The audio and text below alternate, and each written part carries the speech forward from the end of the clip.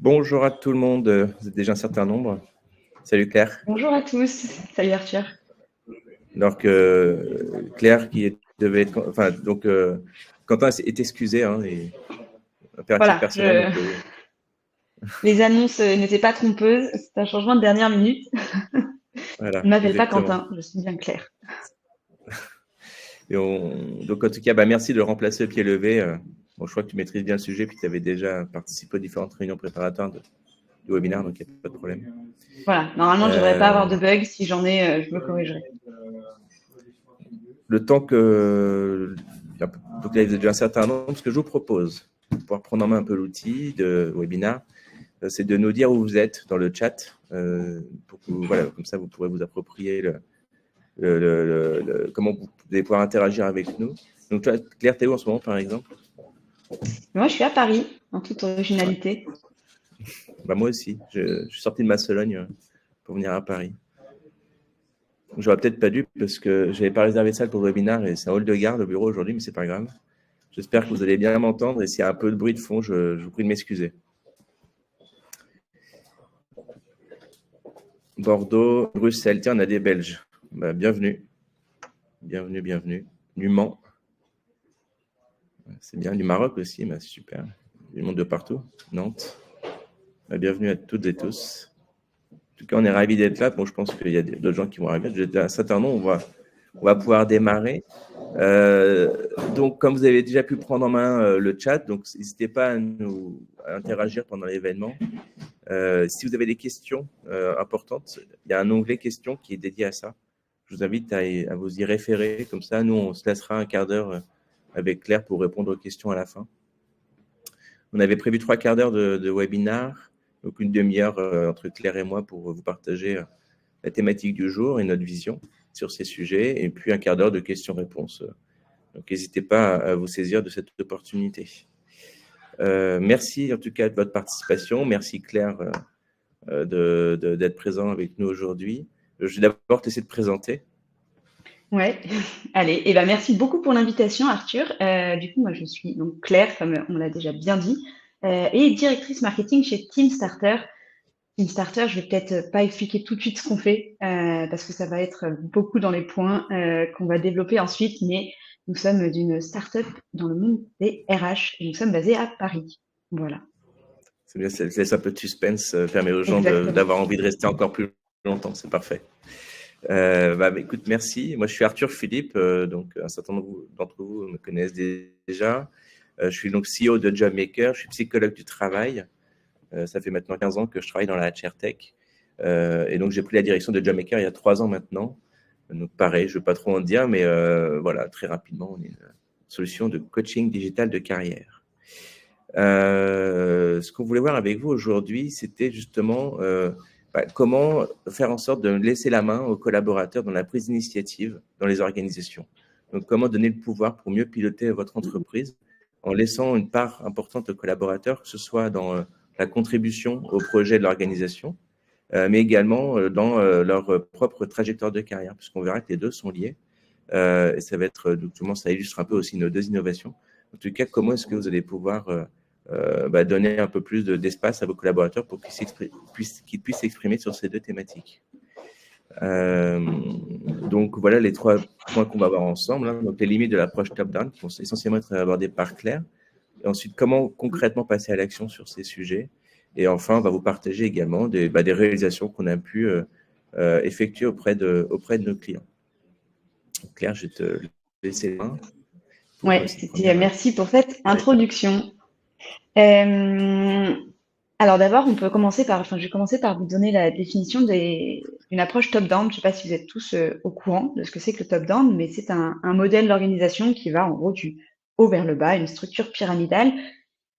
C'est plus ou moins ce qu'on a tous dans nos entreprises pour la plupart d'entre nous. Et en fait, ces exemples sont limités. Alors c'est pas la faute, cette approche est limitée, c'est pas la faute des organisations. Elles sont malgré tout performantes. On a je pense 99,9% du CAC 40 qui est en top-down, donc on va pas se dire que ce modèle ne marche pas non plus. Mais donc c'est pas la faute du top management, c'est pas la faute des employés, c'est les limites d'une approche top-down viennent c'est inhérent à chaque entreprise, en fait. C'est, si on veut le résumer autrement, le chemin aujourd'hui d'un collaborateur, s'il veut remonter une idée, remonter un problème, son chemin, il va être semé d'embûches. Mais le chemin de la direction pour écouter ce problème ou écouter cette idée, il est semé de tout autant d'embûches. Donc c'est pas, on n'a pas la volonté de vouloir le faire, parce que c'est souvent impossible. Ces limites d'approche top-down, nous on les résume pas mal avec un exemple assez marquant, qui est l'exemple dans une blanchisserie où un salarié a un problème. En fait, à chaque fois qu'il a une livraison de linge, le linge il est livré par terre, il doit se baisser pour le ramasser à chaque fois et il se casse le dos finalement. Bon, si la livraison était faite sur une table, ce serait quand même beaucoup plus simple. Et en fait, le problème n'est pas qu'il ne peut pas, le problème est qu'il ne peut pas faire remonter son problème, pardon. Et si la direction était au courant qu'il fallait une table, je pense que la direction dépenserait 100 € pour avoir cette table. Maintenant, la direction sera au courant souvent trop tard dans ce genre de problème, euh, avec donc, du coup, des problèmes de santé, avec des problèmes sociaux, avec des problèmes de grève, enfin bref, il peut se passer plein de choses. Mais c'est pas qu'on voulait pas agir, c'est qu'on ne pouvait pas agir. Et donc le top-down nous empêche d'agir parce qu'on n'a pas conscience de tous les problèmes de nos salariés. Voilà. Et donc nous, ce qu'on pense chez Team Starter, c'est pas de révolutionner le monde, de se dire on va passer de top-down à bottom-up, parce que bottom-up, finalement, vous l'aurez compris, c'est le contraire du top-down. C'est plutôt de se dire il faut distiller du bottom-up dans le top-down pour donner les clés à la direction et qu'elle puisse écouter ses collaborateurs et du coup garantir une remontée d'infos plus ou moins optimale.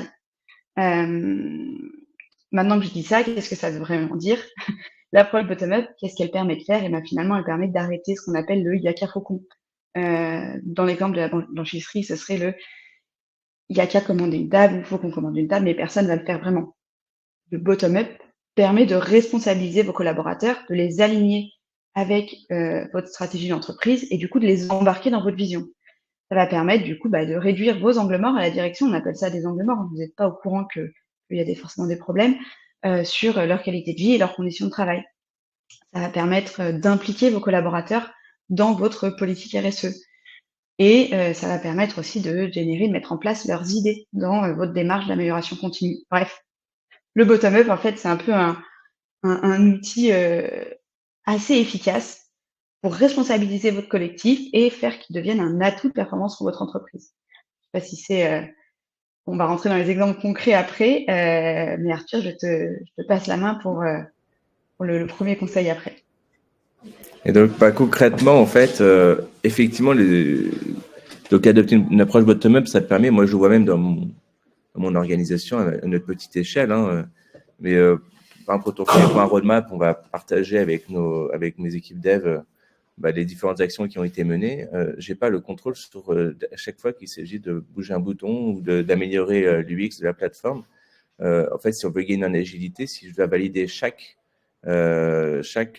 étape, chaque micro-initiative, finalement, j'aurai une charge de travail beaucoup trop importante. Et finalement, sans doute que, d'ailleurs, bien souvent, je dis, mais attendez, vous êtes responsable du produit, donc c'est vous qui êtes en charge de ça. Sur les décisions stratégiques, évidemment, on intervient. Ça n'empêche pas, sur justement des prises d'initiatives individuelles, de pouvoir s'opérer. Et en fait, tout ça, c'est un enjeu de performance de l'organisation, finalement. Et donc, ces mesures être incitatives, il faut que ce soit clair. Donc, il faut que ce soit partagé dans vos valeurs. Il faut que ce soit exprimé clairement dans la charte collaborateur que vous avez avec eux, etc. Et de faire en sorte justement de pouvoir les rendre ainsi acteurs des projets de l'organisation, qu'ils puissent s'approprier également et qu'ils puissent ainsi véritablement mesurer l'impact qu'ils vont pouvoir avoir aussi sur les décisions. Et parfois, en fait, c'est des décisions toutes simples, mais qui vont avoir des gains de productivité énormes. Et ce qui est fondamental dans tout ça, c'est que du coup, ça va aussi les responsabiliser davantage les collaborateurs. Ça sert à rien de se plaindre toute sa vie si on a mal au dos, mais si derrière, on ne peut pas agir sur son mal de dos, par exemple. Bon, si j'ai la possibilité d'acheter une ceinture dorsale sans passer par un circuit de validation par les achats, mais simplement d'aller effectivement dans le magasin du coin pour acheter ce matériel, écoute, il faut pouvoir le faire. C'est ce qui permet également que les collaborateurs se sentent davantage compris. Et après tout, ce n'est pas des enfants. On est tous des adultes et on est en capacité aussi de pouvoir prendre ce genre de décision. Et donc, ça veut dire aussi derrière d'avoir une posture managériale un peu différente, un peu moins dans le contrôle, plus dans le leadership, dans l'exemplarité, pour faire en sorte justement de pouvoir libérer les énergies quelque part. Et en fait, vous allez gagner du temps, in fine. Et ça, c'est valable évidemment pour les projets d'entreprise, mais également pour les prises d'initiative pour les collaborateurs dans le développement de leur trajectoire de carrière, puisque les deux vont ensemble.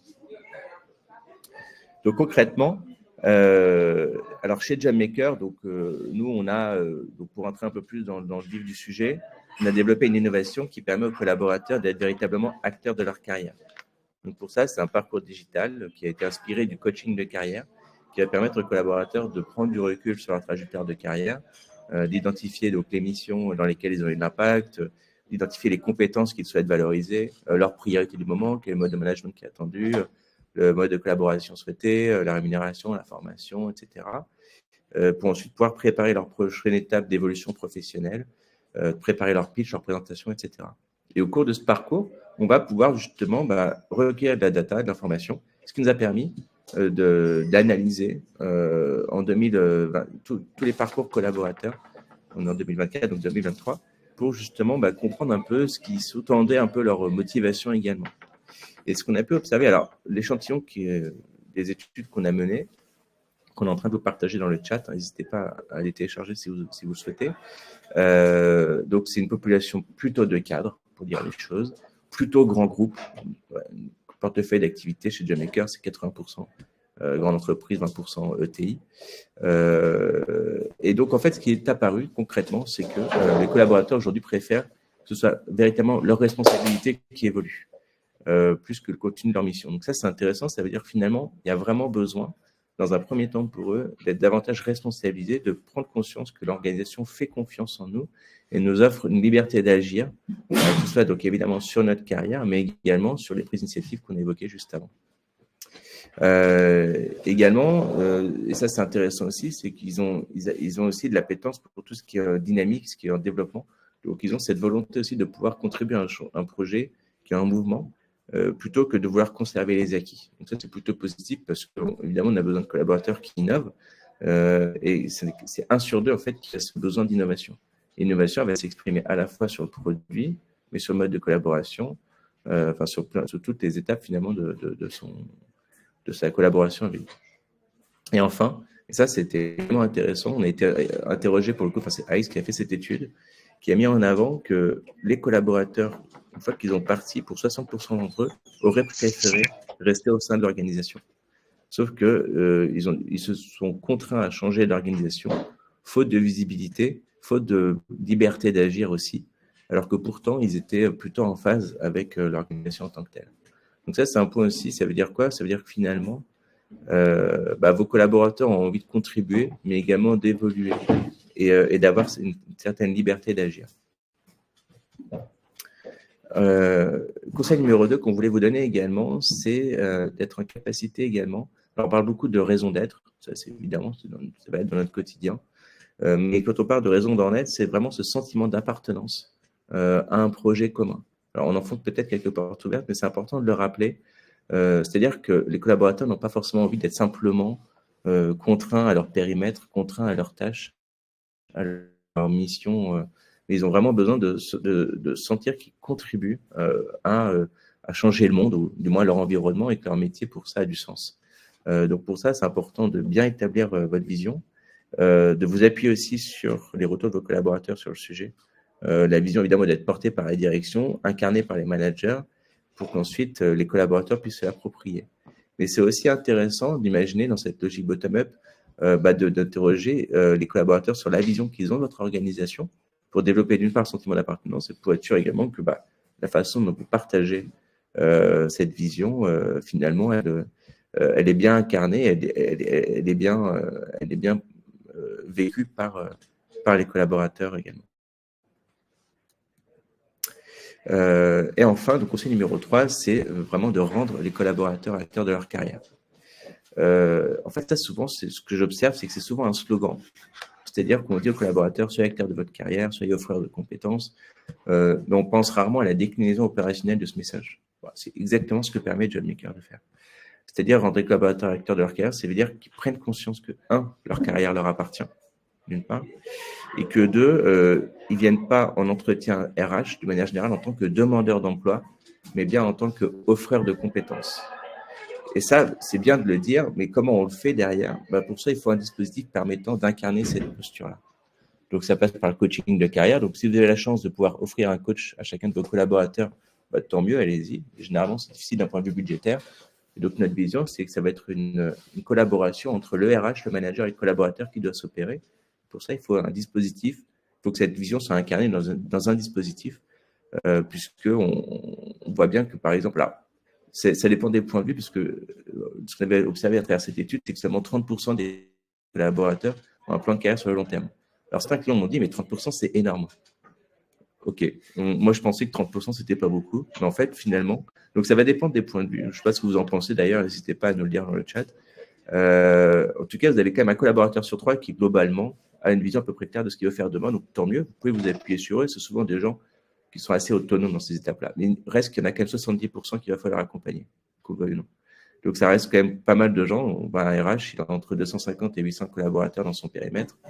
S'il y en a 70% qu'il va falloir accompagner, ça prend du temps. Donc, il faut des outils pour ça.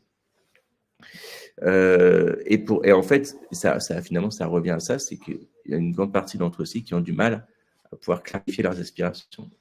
Ils ont une idée, une vague idée de là où ils veulent aller, mais ils ne savent pas toujours comment s'y prendre et comment pouvoir l'exprimer. Et donc, c'est tout l'enjeu aussi des dispositifs d'accompagnement de carrière, c'est de permettre aux collaborateurs d'exprimer la meilleure version d'eux-mêmes et qu'ils puissent aussi, du coup, de manière claire et intelligible, vous partager leur projet. Et enfin, et ça, ça rejoint aussi une enquête qu'avait fait un de nos clients, Enedis. Ils avaient interrogé leurs collaborateurs, les nouveaux collaborateurs, en disant pourquoi vous avez choisi Enedis plutôt qu'une autre entreprise. Et dans le top 3 des raisons, il y avait que chez Enedis, il y a un plan il y a un dispositif d'accompagnement de carrière qui est prévu pour les collaborateurs. Et ça, c'est hyper intéressant parce que ça veut dire que les collaborateurs aujourd'hui ont pris conscience finalement, effectivement, que leur métier va se transformer très vite et que si l'entreprise n'est pas au rendez-vous de l'accompagnement de cette transformation pour faire en sorte qu'il reste compétitif sur le marché de l'emploi, soit valable en interne ou en externe, ça peut être un facteur de désengagement. En tout cas, c'est extrêmement rassurant dans un environnement qui change beaucoup d'avoir des entreprises qui ont pris conscience de ça et qui vont justement faire en sorte que les collaborateurs restent en phase avec les enjeux de leur marché. Donc, et ça revient donc au troisième point, qui est que 95% des salariés justement envisageraient de rester plus longtemps dans l'organisation si cette dimension-là était prise en compte également. Ça, c'est une enquête qui a été menée par LinkedIn. Voilà. Je te laisse la main pour conseiller numéro 4. Oui, ça marche. Merci pour toutes ces infos. Et effectivement, c'est assez, donc tu disais, les collaborateurs acteurs de leur carrière. Je rebondis, nous on parle souvent d'être acteurs de leurs idées. Donc, c'est voilà, être acteur, finalement, c'est un thème assez commun. Et du coup, pour moi, le conseil numéro 4 que je donnerais, qu'on a réfléchi, c'est qu'il faut savoir écouter les collaborateurs et donc leur donner un cadre pour être écouté, donc leur tendre le micro finalement. Les chiffres qui sont mis là sont assez, parlent d'eux-mêmes. 39% des collaborateurs ne se sentent pas écoutés dans leur organisation selon Nudge, et 71% se sentiraient plus confiants pour partager leurs idées et commentaires lorsqu'ils se sentent écoutés. En fait, le deuxième est la conclusion du premier. Il est essentiel d'apporter un cadre qui permette aux collaborateurs de s'exprimer et du coup une culture active, une culture d'écoute active. Il y a plusieurs méthodes pour écouter ses collaborateurs. Créer un sentiment de confiance, un réel sentiment de confiance.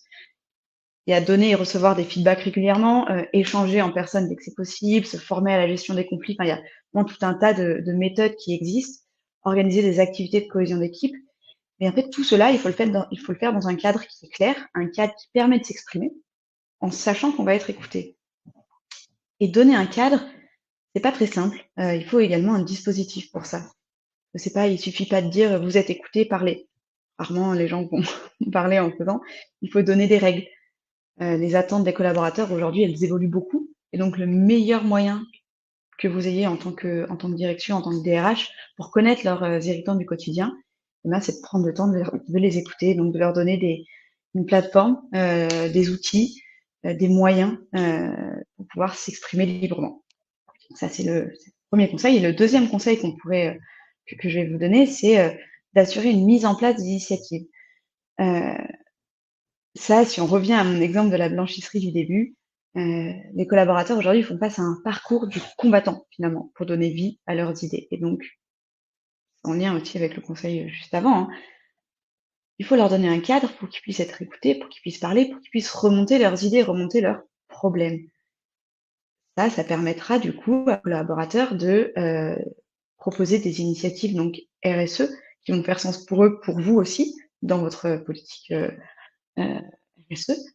Ça va permettre d'améliorer leur qualité de vie et leurs conditions de travail. Ça va permettre de s'impliquer dans vos démarches d'amélioration continue et donc assurer cette mise en place des initiatives. Pareil, il faut un dispositif pour ça.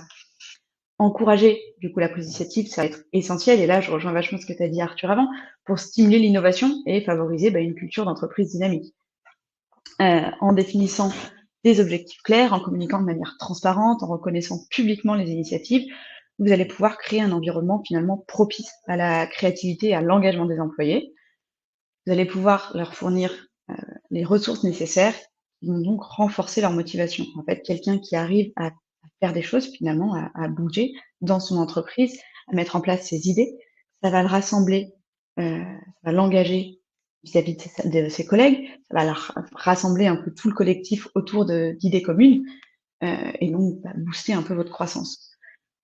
Tout ça, ça n'a pas forcément de sens si à côté de ça, pour mettre en place l'initiative, vous n'avez pas aussi première initiative à faire, hein, j'ai envie de dire, c'est l'exemplarité. Et donc, c'est d'avoir un leadership de l'initiative, de mettre vous-même en place des initiatives, des idées, pour permettre, du coup, ensuite de développer cette culture, de créer un écosystème propice à l'innovation et à la croissance dans votre entreprise. Tout ça sera beaucoup plus concret, je pense, quand vous parlez, du coup, de concrètement, qu'est-ce qui va se passer, qu'est-ce que ça veut dire, tout ça. Moi, je vais vous parler de l'exemple que vous connaissez peut-être, qui s'appelle Choose My Company. Et Arthur, je te laisserai ensuite la main, il me semble que c'est moi qui commence, sur Altarea. Je ne sais plus, mais c'est pas grave.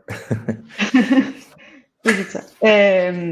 Choose My Company, c'est une entreprise qui réalise des enquêtes collaborateurs et qui derrière donne un label, Happy at Work, Happy Trainees, ce genre de label. Le label qui est publié dans les Échos chaque année avec les entreprises qui proposent le meilleur environnement de travail. Nous, avec Choose My Company, on a décidé de faire un partenariat que je vais vous expliquer. Mais d'abord, du coup, Team Starter, qu'est-ce qu'on fait? Nous, Team Starter, vous l'aurez compris, on permet à tous les collaborateurs d'une entreprise de remonter des idées de projet pour leur permettre d'améliorer leur quotidien ou celui de l'entreprise. Avec comme objectif, finalement, de combler les angles morts des dirigeants, de responsabiliser les collaborateurs sur la mise en place de solutions pragmatiques. On pourrait dire en somme que c'est une boîte à idées, mais en fait, c'est une boîte à idées qui marche. C'est un peu notre différenciation. On a 82% de connexion, 5 à 10% des collaborateurs qui proposent des projets. Et ça, en fait, ça a beaucoup d'avantages. Ça permet aux dirigeants d'interroger leurs collaborateurs sur des sujets précis, de campagne. Ça permet d'avoir un système qui fait proposer aux collaborateurs un projet complet, budgété, réfléchi, plutôt qu'une simple yaka faucon, encore une fois. Et avec des solutions d'aide à la rédaction pour ceux qui ne savent pas forcément écrire pour le faire, notamment grâce à l'IA, pour que ça ne prenne pas plus de 5 minutes. Bref, ici, avec Choose My Company, on a décidé de combiner ces deux choses que je viens de vous décrire et donc d'avoir une solution pour agir sur les objectifs prioritaires des organisations grâce à la force du collectif. Vous faites une enquête collaborateur, ça vous remonte pas mal d'objectifs prioritaires, pas mal de pain ou de solutions. Sur les objectifs prioritaires identifiés, grâce à Team Starter et Choose My Company, ça s'appelle Choose My Project, vous agissez directement dessus, vous dites, voilà, nous, les collaborateurs, nous ont remonté ces 3 problèmes. On va du coup décider de vous impliquer sur la résolution de ces problèmes pour que vous puissiez proposer vos idées. Avec un système de vote et l'équipe de direction qui décide ou non de la mise en place après et des résultats mesurés en année 2. Ça, c'est un peu un exemple clé de comment finalement vous pouvez impliquer dans une démarche bottom-up, vous pouvez le faire vis-à-vis d'une enquête collaborateur. Voilà pour mon exemple. Arthur, je te laisse enchaîner sur le tien. Voilà. Ah, ton micro est coupé. Je savais bien que ça allait arriver à un moment donné, ça. Merci.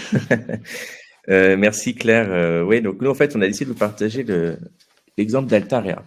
Parce que c'est assez intéressant, et puis je déborderai sur d'autres exemples, mais en fait, Altarea, donc c'est une entreprise dans le bâtiment qui a une velléité, effectivement, de rendre les collaborateurs acteurs de leur carrière, parce que vous l'avez compris, Jobmaker, c'est l'objectif, c'est préparer les collaborateurs aux entretiens de mobilité, entretiens professionnels ou de carrière, et de faire en sorte qu'ils soient véritablement offreurs de compétences. Donc ça passe à la fois par une prise de recul sur ces compétences clés, l'identification de ses réalisations phares, de ses priorités du moment, pour ensuite préparer la prochaine étape, préparer son pitch 3 minutes, mobiliser son réseau, etc. Et les rendre offreurs de compétences lors de ces échéances. Clairement, chez Altaria, les RH n'ont pas le temps de passer 10 heures de temps par collaborateur pour les accompagner dans cette étape. C'est normal, hein, les RH, c'est un métier très complet avec plein de choses à faire et 10 heures de temps par collaborateur, même si on a ne serait-ce que 10 par an qui font des mobilités dans son périmètre, ça reste beaucoup. Et donc, en fait, ils ont décidé de proposer à l'ensemble des collaborateurs qui souhaitent l'accès à la plateforme JobMaker, ce qui permet derrière de dire, en fait, si demain tu as un projet professionnel, tu peux en autonomie préparer ta mobilité. Et si tu le souhaites, bah, tu pourras venir nous partager ton projet en entretien RH, mobilité ou de carrière. En tout cas, entre guillemets, avec l'angle de l'entreprise apprenante, quelque part, on propose, vous disposez, mais on vous met à disposition de dispositifs pour tout le monde, quel que soit le niveau de responsabilité, le niveau de catégorie, enfin, le ranking, on va dire, entre cadre et non-cadre, etc. Et en fait, ça a permis à 22% des collaborateurs de pouvoir se connecter. Donc, un collaborateur sur 5, quasiment un quart même, a pris en main la plateforme pour pouvoir justement en autonomie se préparer à cette échéance. Alors, certains sont partis de l'organisation, ils ont réalisé que finalement, leur futur n'était pas chez Altaria, et c'était OK, et c'était comme ça. Et à la limite, quelque part, au moins, ça permet de les rendre responsables de cette étape. Et puis d'autres, au contraire, ont pu justement partager leur projet avec leur RH ou leur manager, et sur cette base-là, mettre en place un plan d'action pour pouvoir justement permettre d'engager le collaborateur vers une mission qui fait sens pour lui, qui est impactante positivement pour l'organisation aussi. Et quand on voit aujourd'hui les enjeux de mobilité, d'utilisation des collaborateurs, ça paraît effectivement plutôt être une bonne idée de pouvoir aligner leurs aspirations pro et les ambitions de l'organisation. Et en termes de retour satisfaction, 94% des collaborateurs ont exprimé justement avoir une meilleure vision sur leurs ambitions professionnelles.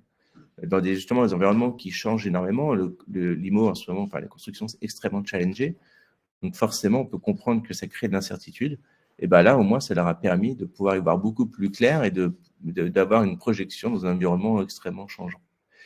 Et et ça permet quelque part de responsabiliser les collaborateurs à cet endroit et aussi de pouvoir apporter une offre de service, même quand on n'est pas forcément suffisamment staffé au niveau RH, de quand même pouvoir apporter une offre de service sur le sujet à un nombre de collaborateurs illimité, quelque part. Alors après, toutes les organisations n'ont pas cette maturité-là. Toutes les organisations ne sont pas forcément prêtes à mettre ça en place, de cette façon-là en tout cas. Et donc, on a d'autres clients, je pense à Arkea, par exemple, qui a un modèle hybride où à la fois, c'est accessible à tous, mais vous avez vu, il y a 22% des collaborateurs qui s'en sont saisis, donc 80% ne s'en sont pas saisis. Bon, peut-être que parmi eux, alors il y en a qui n'étaient pas concernés par la mobilité parce qu'ils viennent d'arriver dans leur fonction, il n'y a pas de raison aujourd'hui de se poser ces questions-là. Pour autant, il y en a peut-être aussi une autre partie qui, il faut aller chercher individuellement. Donc, il y a aussi la possibilité d'aller inviter les collaborateurs individuellement, de les convoquer à l'entretien RH, évidemment, pour qu'ils puissent, en leur proposant JobMaker, pour qu'ils puissent muscler leur entretien et venir nourrir cet entretien de la part de leur réflexion profonde. Avec JobMaker, on règle vraiment le problème du collaborateur qui arrive en entretien, les mains dans les poches, en disant, ça fait 3 ans que je suis à ce poste-là, qu'est-ce que tu as à me proposer? Là, c'est l'idée de dire, écoute, si tu es en mobilité, prépare ta mobilité, puis ensemble, on va pouvoir t'accompagner vers sa prochaine étape. Que ce soit en interne ou en externe, généralement, nos clients choisissent plutôt pour la mobilité interne, mais parfois aussi, on a besoin aussi que la matière grise circule et que ça circule dans de bonnes conditions. Et ce n'est pas parce que quelqu'un part, évidemment, que c'est un échec, ça peut être aussi au bénéfice des deux parties. Donc voilà ce que permet JobMaker, c'est vraiment de pouvoir démocratiser le coaching de carrière dans les organisations. Pas toujours proposé aux mêmes personnes, on propose toujours les coachings aux top managers, aux cadres dirigeants, ce que je comprends très bien pour des raisons budgétaires, mais en fait, sauf qu'on va tous être confrontés à la transformation de nos métiers tôt ou tard, et donc c'est important que tout le monde puisse se sentir considéré à cet endroit. On vous a partagé des témoignages collaborateurs dans le chat, vous pourrez les regarder également. Donc voilà ce qu'on pouvait vous raconter. C'est bien, pour une fois qu'on est à l'heure, je trouve ça pas mal. Il y a un onglet questions. N'hésitez pas à vous en saisir, je vois qu'il y a déjà quelques questions. Et puis merci encore Claire, et puis on va s'attaquer aux questions. Avec plaisir, c'est vrai qu'on finit à l'heure et c'est pas commun. C'est pas banal, ouais, j'avoue. C'est peut-être parce qu'on a faim, ça doit être ça, je pense. Il y avait une question d'Éric, mais dont Vincent a pris l'initiative de répondre, donc je crois que c'est bon. C'était quoi le RSE?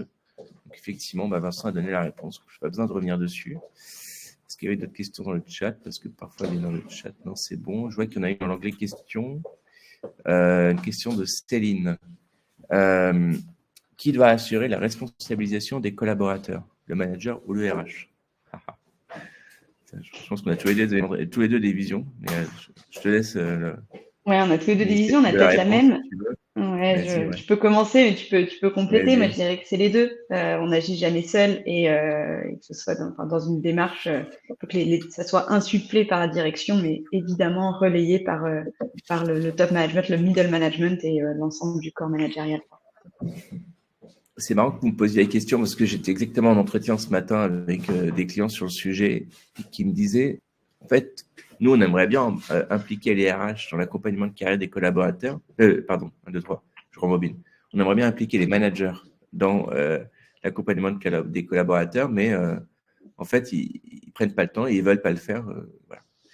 Et en fait, c'est vrai que si on se met de côté manager, si effectivement l'enjeu pour répondre, pour faire ça à cette demande, il s'agit de passer 5-6 heures de temps avec chacun des collaborateurs pour les faire travailler sur leur projet, pour qu'ils prennent du recul, qu'on les accompagne dans la prise de recul de leur trajectoire et dans l'identification de leur prochaine étape. Effectivement, le manager, si c'est ça ce qu'on leur demande de faire, c'est clair qu'ils vont pas avoir le temps. Et justement, alors c'est là où John Maker intervient. Je prêche pour ma paroisse quand même.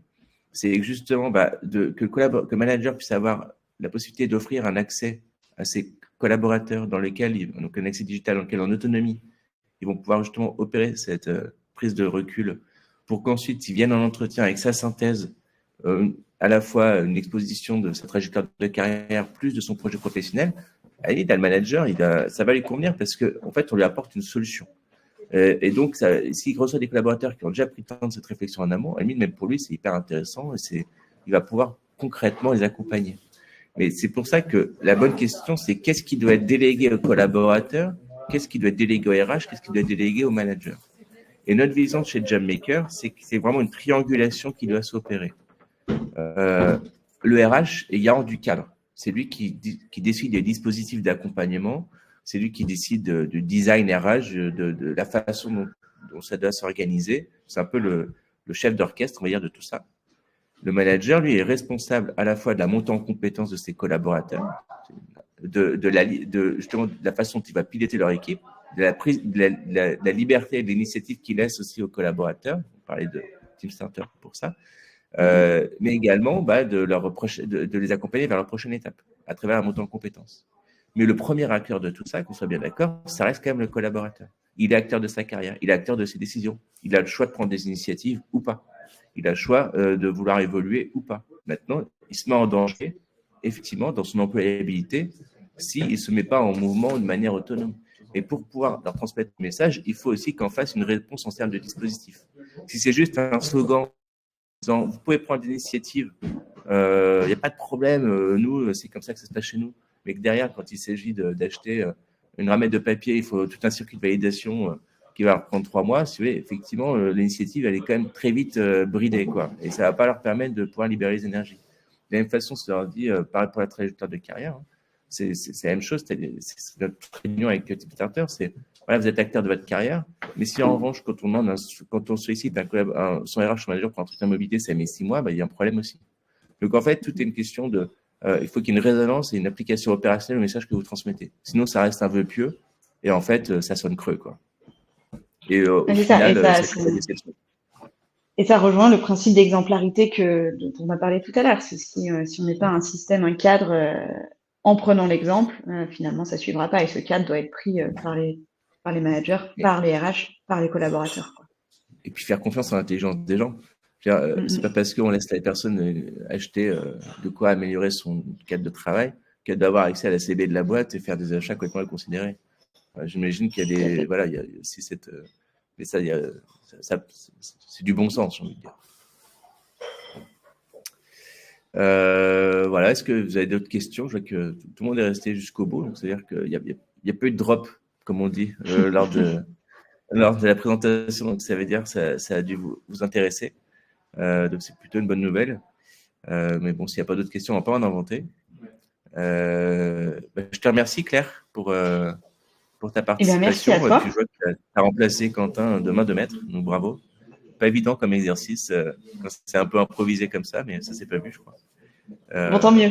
Euh, et Merci à puis, toi, merci pour cette présentation. ouais, merci beaucoup et bonne continuation à vous. Et n'hésitez pas à revenir vers nous. Vous avez nos mails là, vous voyez, donc vous pouvez nous solliciter avec plaisir. Et à nous suivre sur LinkedIn aussi. Que ce soit pour Team Starter ou pour nous, on communique sur nos événements. On en fait un par mois avec John Maker à peu près, un webinaire, 1 ou 2 par mois. Donc, si vous voulez tenir informé, vous pouvez nous suivre sur LinkedIn, sur nos profils respectifs, où je vois que tu publies pas mal de choses, ou les profils de nos organisations respectives également. Merci Merci à beaucoup. tous. Bonne journée.